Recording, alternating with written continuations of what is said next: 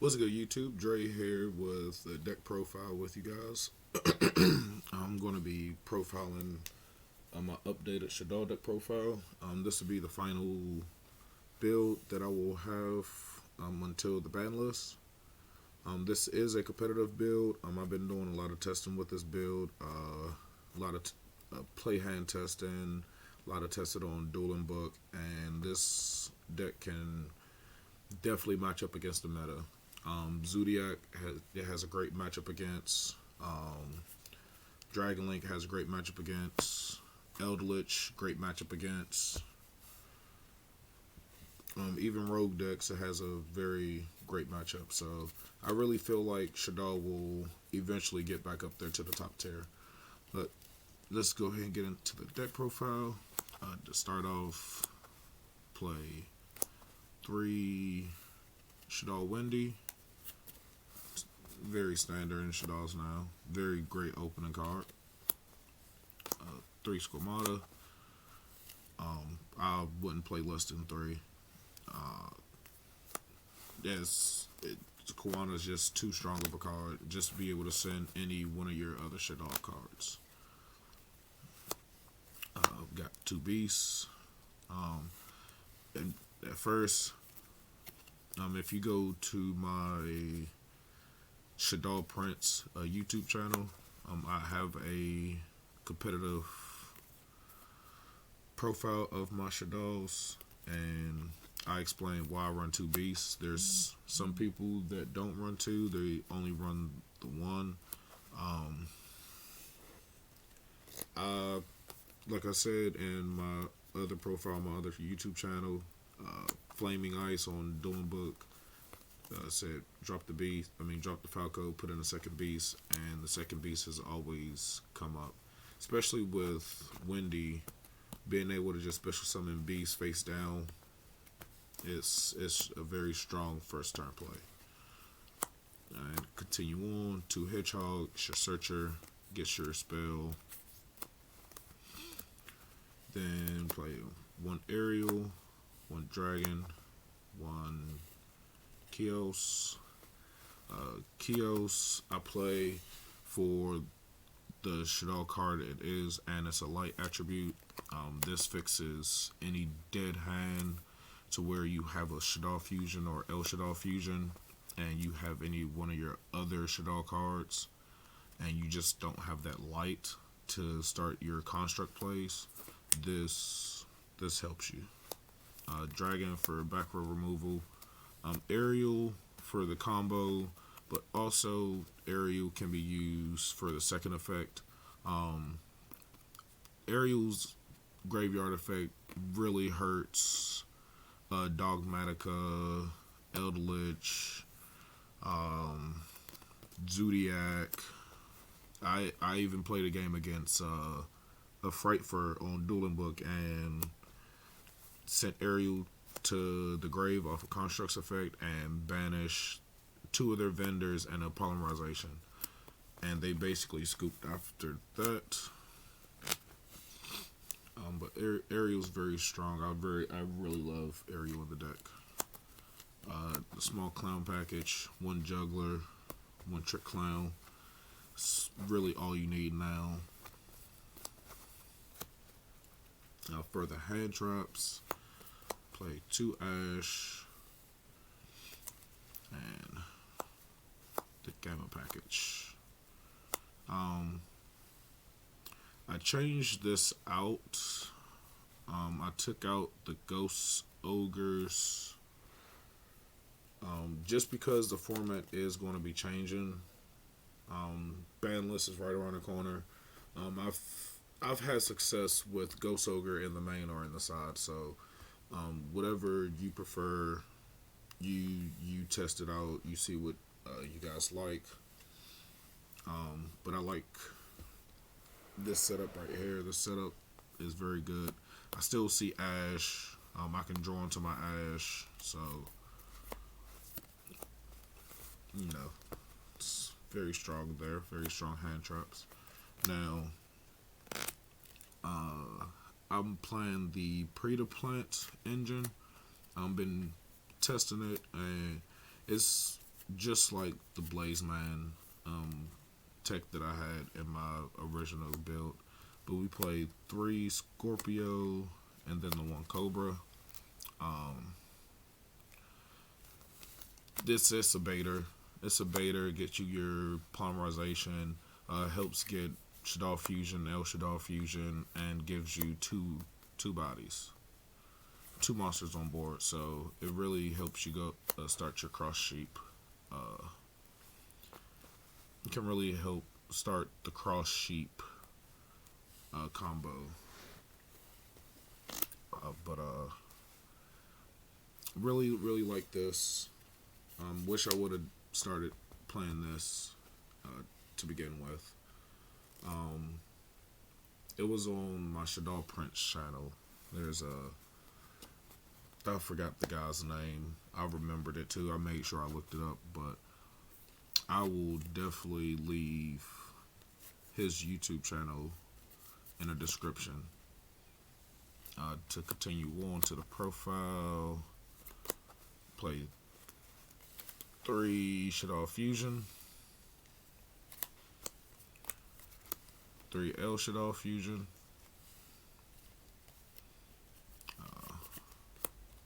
the 2 Super Poly, and then the 1 Polymerization.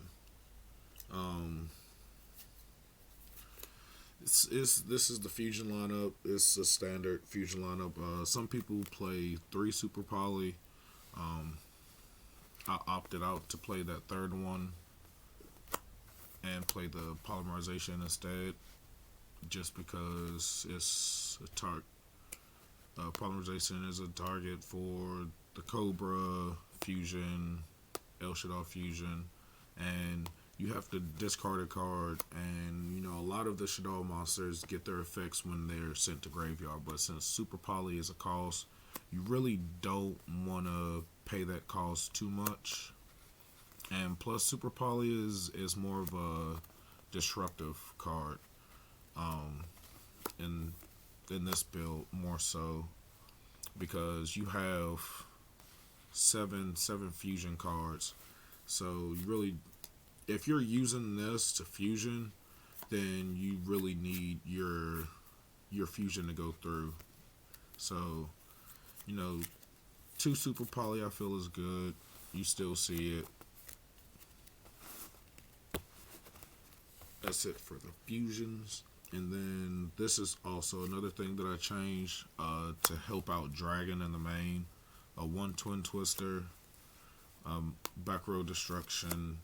I feel after a lot of testing, there is a lot of main deck hate for Shaddolls, and then side deck, you can just side deck your Cosmic Cyclones or your second Twin Twister. Foolish Burial, Called by the Grave, Emergency Teleport. Emergency Teleport, a lot of people overlook it, but even if you use 1 Gamma and your other 2 are dead, they're really not dead. They can be special summon off of Emergency Teleport for all the Shaddol players. You can use this to summon out a Gamma, and if you have an App Cologne, there's your Side Frame Omega right there. So if you didn't know that, now you know. It really works out, and App Cologne gets its effect. So there's so much that you can do with this deck. Called by the Grave.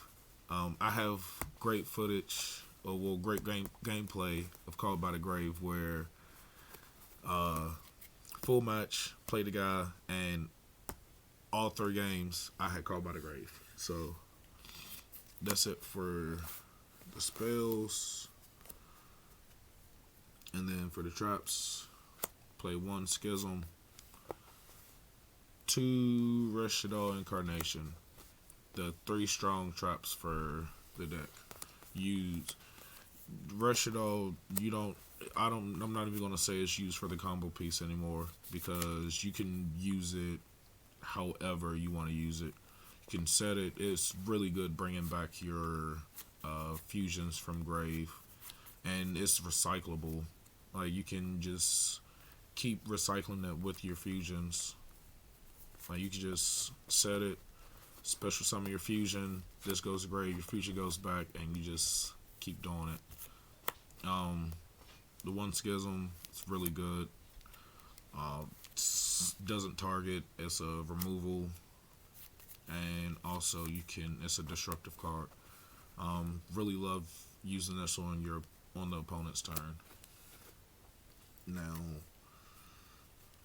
I'm gonna do the side deck first because the side deck is actually complete. These two blank cards. I'm probably gonna make a change to it and play 3 Flying Sea. I'm down playing Flying Sea. I made a card discussion video. Let's talk about Flying Sea. I will have footage about why everyone should be picking up Flying Seas and why Flying Sea will be good. Yeah, Flying Sea.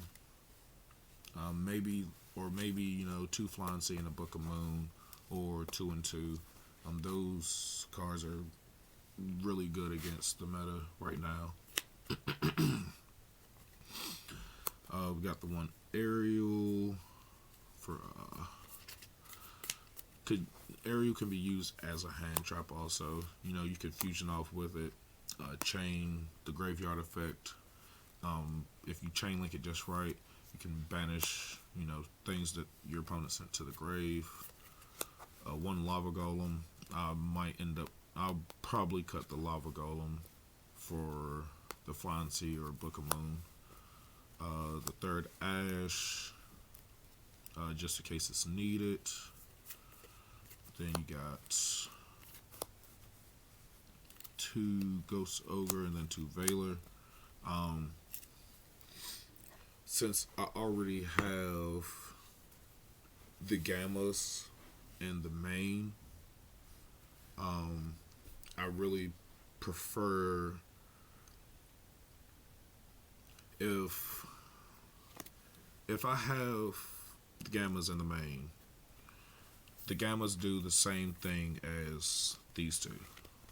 Gammas serve the same purpose as Feck Veiler and this Ghost Ogre. Ghost Ogre, when a monster activates its effect, you destroy it. The monster still gets its effect, but it's destroyed afterwards. Feck Veiler, negate monster's effect further until the end phase. So Gamma negates the effect and gets rid of the monster. So in order, to play what I can in the main side, these two, easy side out. I mean, the Gammas really don't stay in after game 1. That's 4 cards. So 4 cards out, 4 cards in.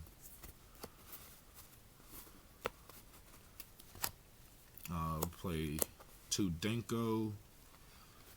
Denko is Denko.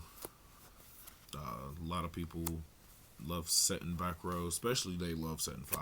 Set 5 pass, draw Denko. No warning. For more back row removal, because game 2 and 3 are very terrible when it comes to SHADDOLLs. People love siding for SHADDOLLs still, because it's still, up their deck and, still competitive. We got 2 Cosmic Cyclone and a second Twin Twister. Just back row removal. 2 Deck Lockdown.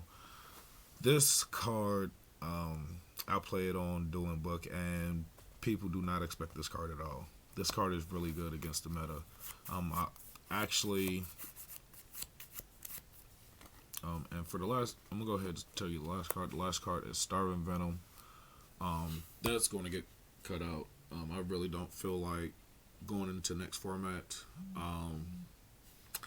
Starving Venom's going to be needed. Maybe some rogue matchups here and there, but I don't think Starving Venom's going to be as powerful coming up as it once was.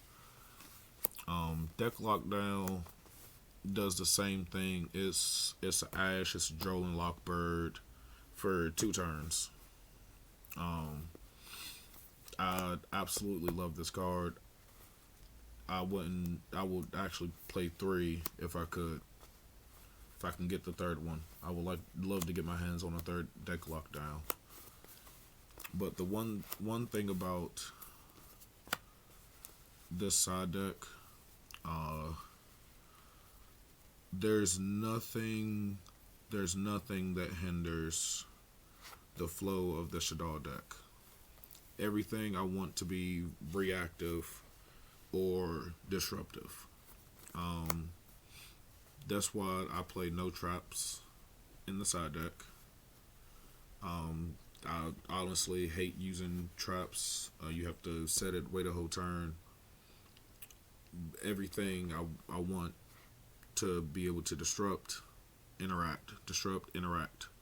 So if you're wondering why I don't have any traps or why I play the cards I play, that's why. I'm more of a let's go blow for blow. Let's see which deck can is the grindiest. I like the grind game. And we are well into this video. So onto the extra deck. One Abyss Dweller. The extra deck's pretty standard. 1 Omega. Mike Dweller, I know I'm going to keep in. Prank Kids get their effects in the grave. So yeah, Abyss Dweller's definitely staying in. Omega's definitely staying in. That's standard. 1 app clone. Testing Shikanaga. Had a little bit of success with Shikanaga, but it's due to change, especially with the new SHADDOLL support coming out. 2 Winda, and then 3 Construct. This extra deck is just for this format. It's more than likely going to change after Blazing Vortex. So just this is standard SHADDOLL lineup. For the links, for the link 1, we have Gravity Controller. For link 2s, we have Cross Sheep, Construct. Construct, I love Construct. Decode Talker. Then Boral Sword Dragon, and then Mech Knight Crusadia Avramax. Alright. Really, this is self-explanatory. Decode Talker, I choose to play over. I would like to get an Appaloosa. If you have an Appaloosa, any rank 3 that is more viable. I mean, Decode Talker is viable, but you can use Unicorn. I choose to play Decode Talker because it's negate. It's negate and monster removal. And if you play it right and you have 2 monsters under it and then have it point to your opponents, it gains 1500 attack. And then if your opponent uses an effect that targets one of your monsters, instead of sending one of your monsters, if you have a SHADDOLL monster, then it's okay. But if not, and you're wanting to keep your monsters to keep that attack boost, you can tribute your opponent's monster that this points to negate it. So I love Decode Talker. Decode Talker has been good, and there's other good cards that you can play instead of it, but you gotta do what you did. You gotta do what you can. But that's the deck profile. It's very, very, very ready for competitive play. Hope you guys enjoyed. I know it was a bit of a long video. I apologize about that. like, comment, subscribe, hit that notification bell to know whenever I upload. And as always, peace, love, and blessings.